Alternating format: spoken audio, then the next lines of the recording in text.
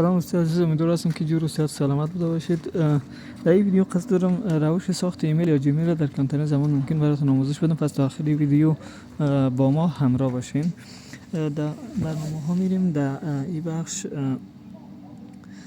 در جیمیل، برنامه جیمیل، و در این بخش در بخش اکانت ها میریم. در اینجا نوشته اد انادر اکانت، اینو میزنیم. در روی گوگل میزنیم، در یه جیمیل که بعد اثر انگشت یا رمز خود بزنیم که را وارد کردیم. یک لحظه منتظر باشیم تا این بخش بیاد. اینجا نوشته است ایجاد حساب میزنیم. برای استفاده شخصی را میزنید، چون اگه ایمیل ساده میخوایم جور کنیم.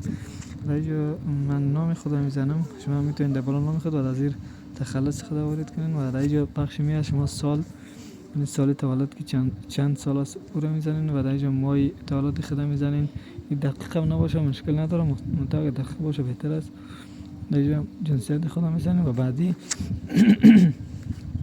در اینجا یک چند تا ایمیل پیشنهادی برای شما میاره و شما میتونید از اینجا خودتون یک ایمیل پیشنهادی به نام خود، مثلا ما به نام خود این موین تجیکه 33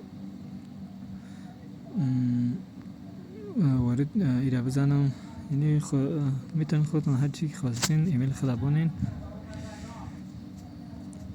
اینجا رمز خود میمونم که مثلا من رمز خود میمونم موین، برای مثال است دوستان، موین تجیکه یک. باید میگه قوی تر باشه، 12 میزنم، ترکیب از حروف و اعداد باشه، 12. اینی را قبول کرد دوستی عزیز. این ایمیل ما جور شده و من به زودترین فرصت تونستم که یک ایمیل بسازم.